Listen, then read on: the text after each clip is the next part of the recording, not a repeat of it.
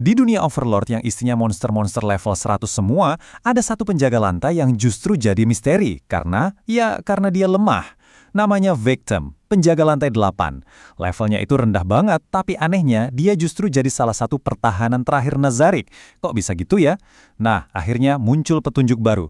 Dan di pembahasan kali ini kita bakal bongkar rahasia di balik senjata pamungkas Nazarik yang paling aneh ini. Pertanyaannya simpel tapi penting banget. Gimana ceritanya pertahanan terakhir Nazarik malah dijaga sama karakter level paling rendah? Jelas, level itu bukan segalanya. Pasti ada sesuatu yang tersembunyi di balik angka itu, dan kita akan cari tahu sekarang juga. Dan petunjuknya datang dari tempat yang nggak disangka-sangka, trailer game Jepang Mass for the Dead. Ini pertama kalinya kita bisa lihat langsung kemampuan Victim beraksi. Oke, meskipun ini mungkin belum tentu 100% kanon ya, tapi ini adalah gambaran terbaik yang kita punya. Jadi, ayo kita bedah bareng-bareng trailer ini. Oke, pertama-tama kita mulai dari wujudnya dulu. Selama ini kan banyak fans yang ngira Victim itu kayak semacam otak yang melayang gitu. Ternyata, trailer game ini menunjukkan sesuatu yang jauh lebih spesifik dan lebih mengejutkan. Coba deh perhatiin petunjuk-petunjuk ini. Suara detak jantung di trailer itu langsung membantahkan teori lama. Victim itu bukan otak, tapi sebuah embrio. Terus, kita juga lihat ada lingkaran suci di atas kepalanya, dengar suara lonceng gereja, dan semuanya diselimuti cahaya ilahi. Ini semua jelas banget nunjukin satu hal, rasnya adalah malaikat. Gamenya bahkan ngasih julukan Sacrificial Embryo, yang makin memperkuat teori ini. Cara bicaranya pun unik banget. Victim ini pakai Enochian, alias bahasa para malaikat. Kalau di anime dan game, suaranya itu dibikin ada efek ganda yang kedengaran agak serem gitu. Ini adaptasi yang cerdas banget sih dari novelnya, di mana bahasanya digambarkan sebagai tulisan yang dibalik.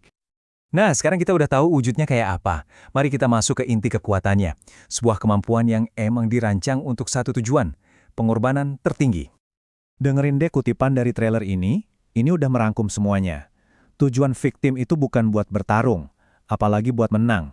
Tujuan keberadaannya cuma satu, mati.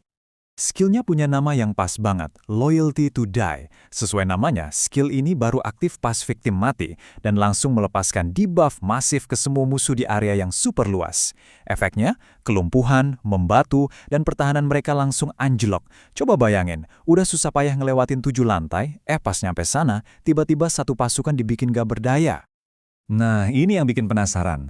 Apa Victim harus nunggu musuh yang ngebunuh dia, atau ada cara lain buat ngaktifin skill super ini? Spekulasi fans selama bertahun-tahun akhirnya kayaknya dapat jawaban.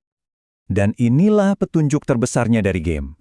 Animasinya nunjukin Victim sendiri yang mengaktifkan lingkaran sihir raksasa, mengubah area sekitarnya jadi lautan merah darah. Ini indikasi yang kuat banget. Victim nggak nunggu dibunuh. Dia memilih untuk mengorbankan dirinya sendiri.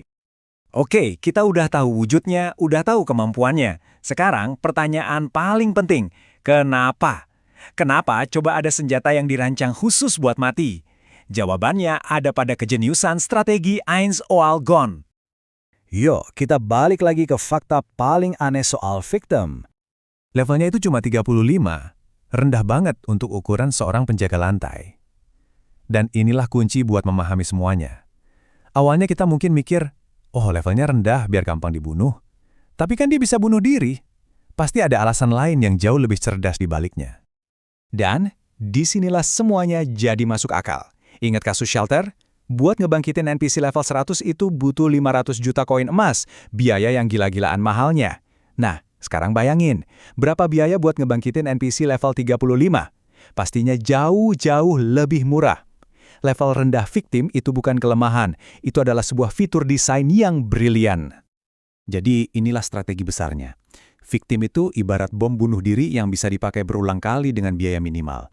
Dia itu tombol reset, jebakan pamungkas yang bisa melumpuhkan pasukan penyerbu sekuat apapun, bikin mereka jadi sasaran empuk buat penjaga lantai 8 yang lainnya.